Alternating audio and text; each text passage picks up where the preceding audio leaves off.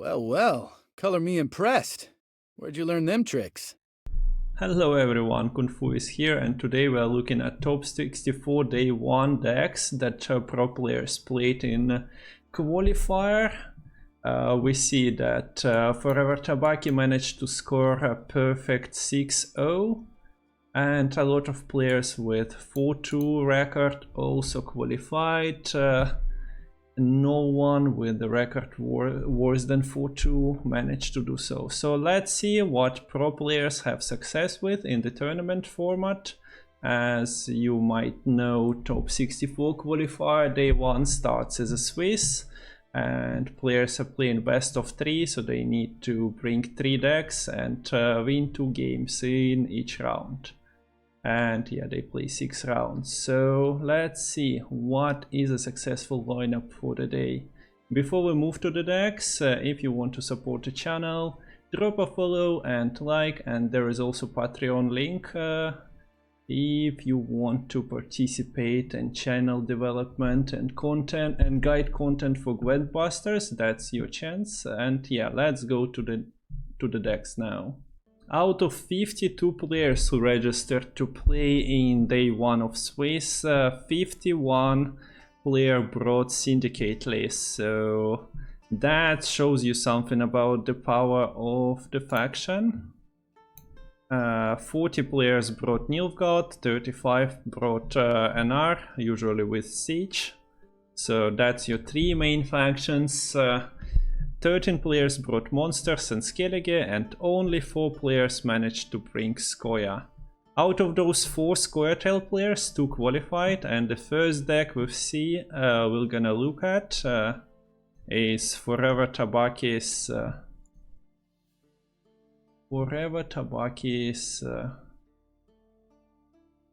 Scoia'tael that you can see on the screen now, and that's a gift deck. But not your regular devotion deck list. That's a Nature's Gift with cards like Oneiromancy, Avala, Karate Heatwave. So a control deck that Tabaki had success with. Even plays like one Elven Scribe. Besides the regular Nature's Gift cards like Hamadryad, Dunka, Gort. Sorceress of Dolplatana is quite a powerful card that you cannot deal with just locking it, because if you play the Ride's Caress, you purify it, and the order is available for you to hunt for this Rebuke, another damage card, or maybe another Caress for your Hamadryad. So yeah, half control deck, half like big finisher deck with Harald Gort, with double Circle of Life. You can get more carryover from Sorceress of Dolplatana and finish it up with the big Gort, while having stuff like Heatwave, Avalach to play, and control board. Like you have access to 3 rebukes to begin with, and then once again Sorceress of Dolplatana is another access to that, and plays Elias as well. It synergizes with your Nature's Gift ability to create treants, so you have a point slammy card like this. People hit 25-50 with this list on ladder, but compared to something like Syndicate and Tenar, usually need more games to get the high score. And now let's see what else was Forever Tabaki playing. We see that he brought Syndicate. Syndicate is Lined Pockets. Lined Pockets was everywhere. Honestly, Syndicate is as powerful as ever, and you can bring almost anything to the qualifier and have success with it. Best of 3 also doesn't require you to improvise a lot. You can just bring good stuff, get 2 wins, and move on to the second day. So we see the Lined Pockets deck with Devotion, Professor, Orson Jr., Philippa, all good cards are here. Plays Plays Cleaver with Drill, so all that is included. A lot of crime cards, poisons, profit cards, and then control tools like Drill and Freak Show with Witch Hunter, Witchfinder, to convert that bounty into coins. And yeah, that's while Nature's Gift was an outstanding deck, a lot of players brought lined pockets, so we won't go through every lined pockets. Most, if not all of them, were devotion ones for Horse and Junior. And the links for deck list gonna be available under the video with the rest of the stuff, so you can pick the decks from Excel table. And the third Forever Tabaki deck is Reckless Flurry with Portal, another controlled list. Plays a version with Madak as well. So you have your Madak that jumps out of the deck with bombs and a bunch of bombs, Moondust, Dancing Star, Dimeritium. Funnily enough, the deck is playing Avalach Sage because you are running high-end artifacts like Portal, who brings out your Bear Witcher Adepts out of the deck. You're playing Totem and Location, so you have a pick of 3. If you missed one of them, Avalach is here to save you. The deck is not running on Aeromancy, so instead of that, Avalach is there for the consistency, and you have Maxi to improve your top decks.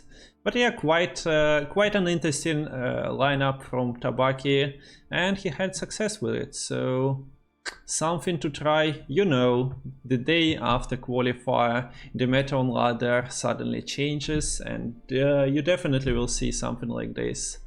And now moving on to the other decks.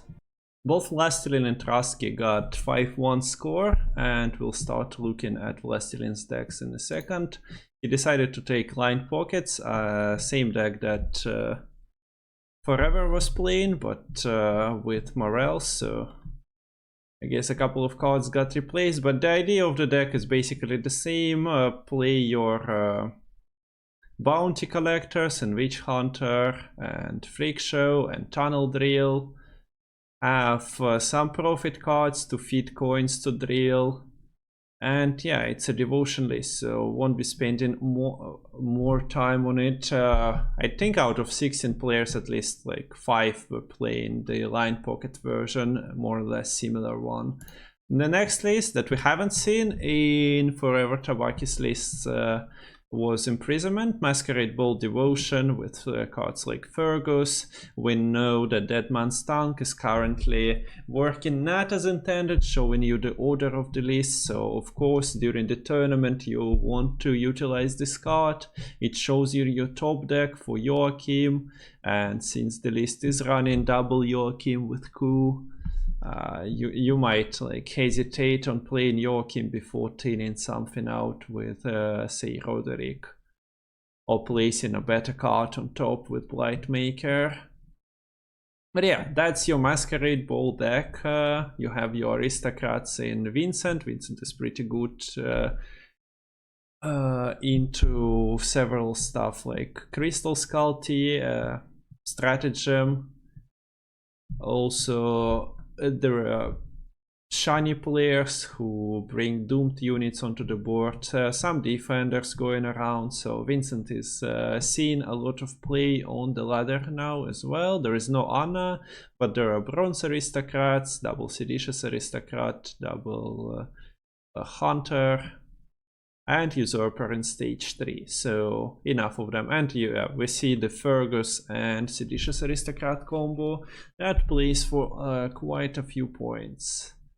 But yeah, Masquerade Ball got additional fuel in form of Blightmaker and Mage Assassin combo, so The card got nerfed, but the thing around it, Nilfgaard has questionable bronzes. Now we see that one of the best bronzes, Nausicaa Sergeant, is only played as a copy of 1. And quite unexpected. And yeah, the most surprising card in the list is probably Fringilla Vigor, plays for 10 points, while you already played something like Blightmaker, so a good 10 for 7, but condition makes her quite questionable in some situations. So Masquerade Ball, a lot of players brought Nilfgaard, most of them, almost all of them brought a Masquerade Ball version. We'll see one outstanding deck from this, but that's mostly just a breakout from the rule that Nilfgaard plays Devotion. So line pockets we've seen, and the last deck, it's a pretty standard. We won't be looking at each pincer maneuver deck, but if players are bringing a pincer maneuver, it was usually Siege with the cards like Shani, Fall Test, and Gerhard as top and golds. Of course, there is Amphibious Assault. You cannot really imagine an NR deck without this card. It's been the case for a year now. And yeah, you play Fall Test, you have Crystal Skull, you have Dun Banners. If you miss your cards, you have Pincer Maneuver Leader to save you. Overall, a 4-point leader if you are good at finding your golds. On the other hand, if you miss Siege, that's your tutor, guaranteed tutor as well. And yeah, the new cards in deck that got buffed are Hubert Reich, that jumps out after 10 orders were used. You have Shani, who brings out a bronze human from the graveyard. So you can bring Band Art Student back onto the table. If not, there is always Kirak Marine. We are playing Devotion here, so those are quite decent pickups for Shani. So yeah, that's like a staple of a deck for Top-64 Day 1 qualifier tournament. A lot of players were bringing those. Now let's see what Truzky was playing. And Truzky's deck is in front of us, an R1 Pincer Maneuver, as I mentioned, yeah, Siege, Shani, a couple of different bronzes, Kirak City Guard for movement, but overall same deck, so won't be stopping on that. This is another type of Syndicate that people will bring in, Jackpot with Passiflora. Basically 3 types of deck we've seen today that had success and put people in top 16 positions were Jackpot, either with Passy or without Passy, and the line pockets that we already covered. So if you're looking for a deck, that's another consideration. Syndicate was made easier to play with the Jackpot leader buff, so now you're gaining the boosts on the coin generators instead of wasting coins. So even if you don't have a spender developed, you don't have to lose the coins. They are just translated to points at 1-to-1 ratio. And yeah, the Passiflora list of course needs Blind Eyes to trigger it. So we see a double Passiflora Peaches, we see Adriano, who summons Lysidactress.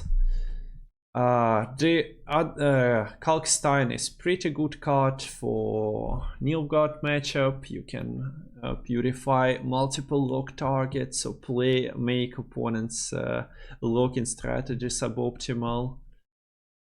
And yeah, no Bersodi Brothers, no Poison Brothers. Still a powerful deck. I'm not sure it's the best Syndicate at the moment, especially with cards like Morels, but for tournament and even for ladder, it's not a bad deck. I'm not claiming that Passy is uber trash, but you might have more success without it as well.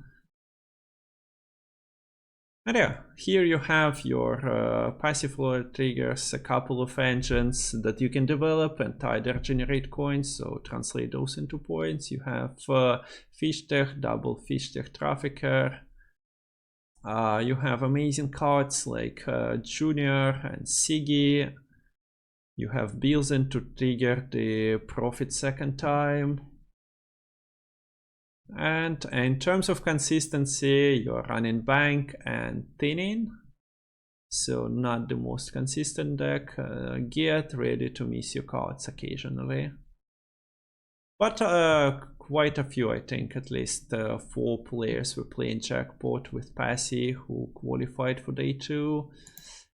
And now moving on to the third deck that Truzky brought. It was Arachas Swarm. I think that was the only Arachas deck in this qualifier. We haven't seen it on ladder a lot. The problem for Arachas Swarm is this deck. Pincer maneuver with ballistas, at least like triple ballista, pings, bombardments. Your drones are not sticking. For the tournament setup, Truzky decided that yeah, he has a ban for one of the factions, and IQ should be doing pretty okay against monsters, potentially with cards like Heat Wave and COC, eliminating the tall targets while developing your own swarm. And yeah, that's a blast from the past, like 3 months. You have your swarm cards, organic cards, you have your payoffs for the swarm in form of Bone Talisman, 3 Telekinesis when she's not missing, and Yennefer.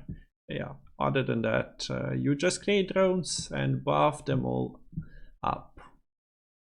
So those are the top 3 positions, and now let's just go by the unusual decks, so like archetypes that were brought. So far we've seen Lined Pockets, Passiflora Jackpot, Nilfgaard Masquerade Ball. So the last version of Syndicate we're gonna look at is this Jackpot list with no Passy that Spiro is playing. In this qualifier there is a Professor instead, and you can see that Blindheim Brothers, the Poison Duo, is in the deck as well.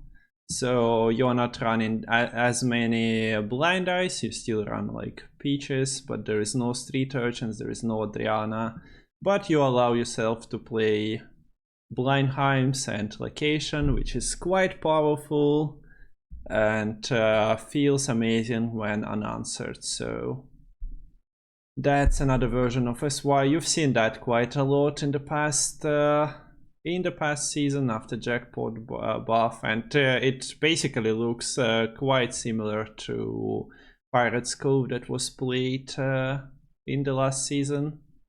So yeah, Syndicate strong. Syndicate was presented in almost every lineup, as I mentioned.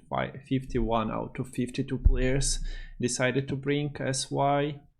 Moving on, we've seen Nilfgaard Ball deck. It was kinda identical. There might be a change of Vincent to Anna, there might be a Thirsty Dame instead of Seditious Aristocrat, there might be a lack of Deadman's Tongue, but overall it's the same Masquerade Ball you used to know with the better bronzes. But this deck from Akela is something else. You don't see Masquerade Ball here, but what you see is Angulim. So if your opponent is a Masquerade Ball friend, you can just steal their artifact without need of playing your own and paying provisions for that.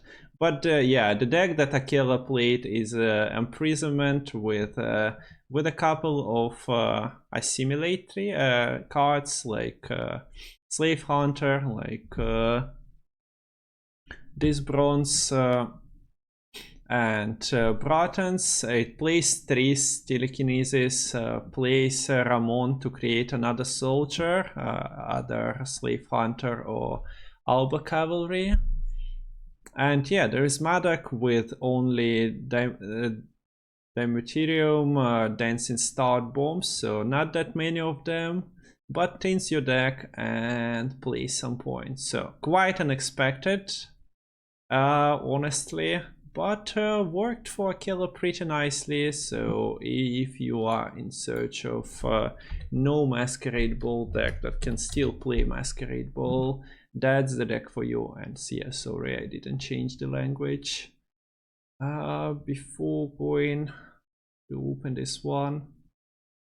Yeah, Angulim is the card that creates a random artifact, and in the current meta you can get Siege, you can get Masquerade Ball, and if you queue into Skellige, there is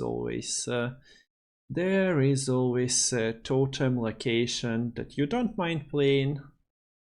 You don't want to get a random portal though, and we're gonna look at Skellige control. Quite a few of them were playing portals, so let's move on. Next deck we are checking out is CintrianLion's Precision Strike control, as you know, with the Precision Strike with Maddox, so you can see making a bomb, the Meritium bombs, so 4 provision ones, and a couple of 5 provision bombs in Northern Wind. Northern Wind can banish stuff like Northern Realms Banart student, so that Shani is not bringing those out, and also Syndicate plays a ship that you can banish. And yeah, plays a double Toll Punish and Curse of Corruption and Heatwave, while slapping points with uninteractable points with, say, Synthesis and Saber-Tooth Tiger. Plays a package of dwarves so that your Navigator Injustice is not a break. And yeah, that's the deck, you know.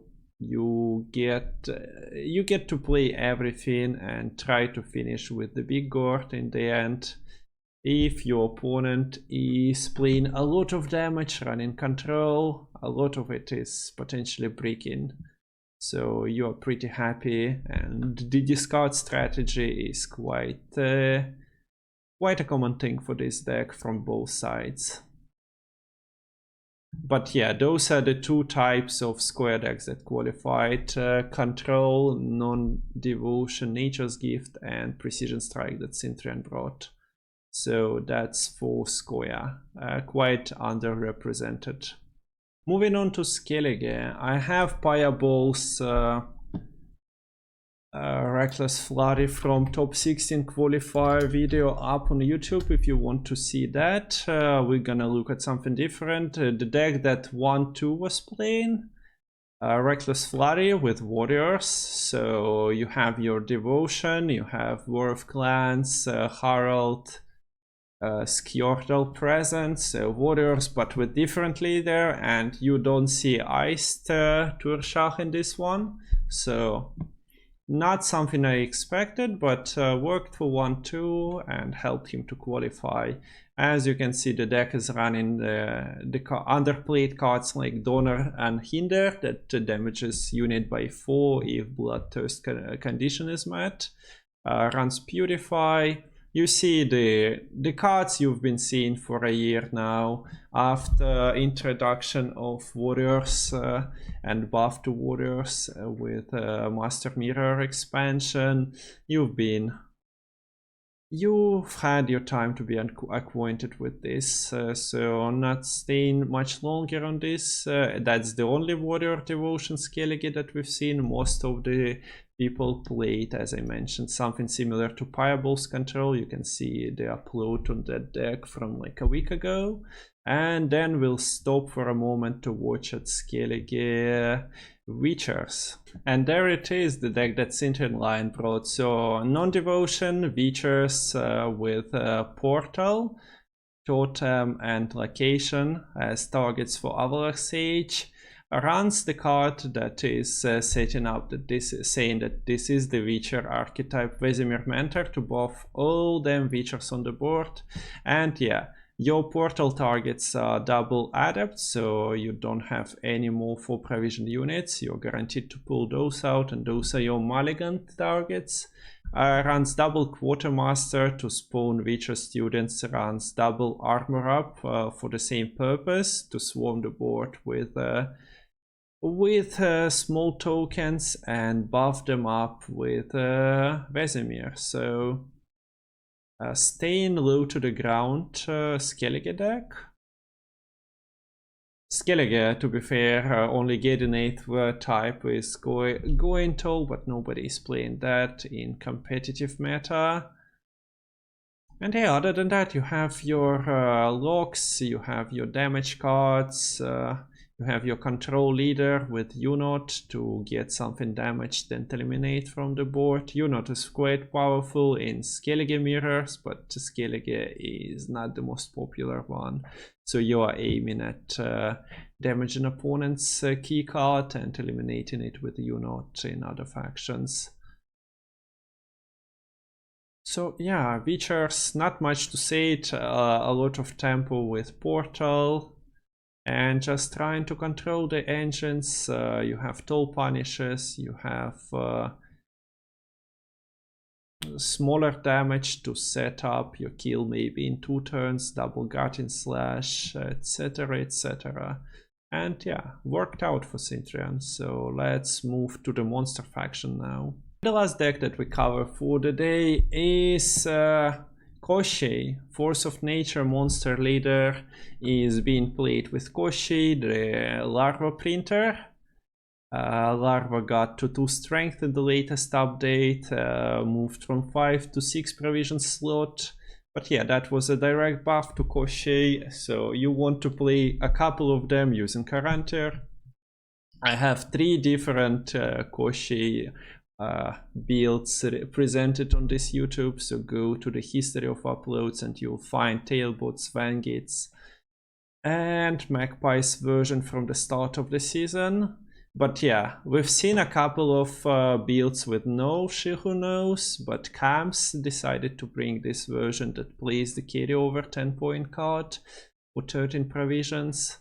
So Shihunos is a powerful tool if not answered. You have your Purify for Koshcheys in Caretaker, and you play Aguar as well, because she is not a Purify, but she removes lock. So if your Koshchey got locked, unlike Caretaker, she removes lock on deploy and procs the Koshchey immediately, allowing it to print another Larva.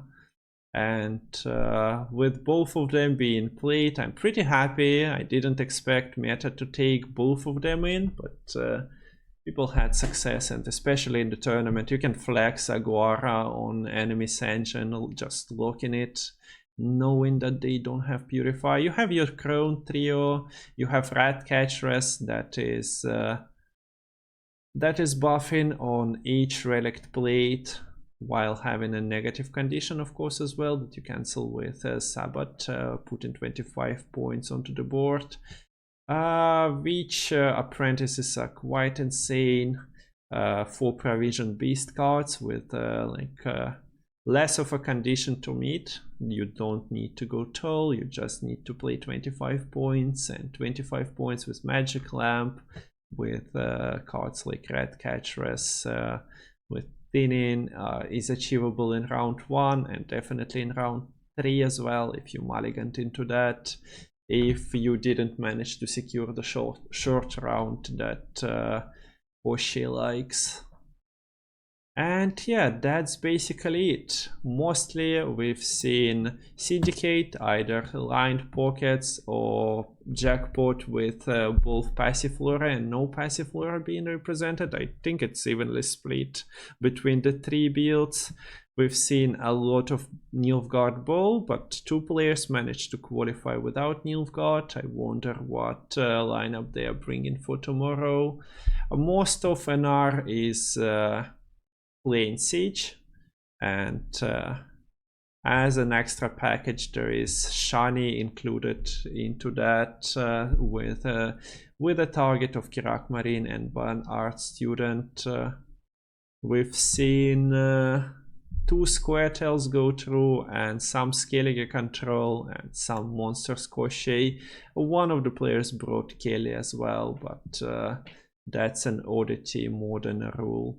So hope you enjoyed the video. Thanks for your time, and if you want to see more content, you can always find me streaming on Twitch. Thanks for watching, thanks for your support, and see ya.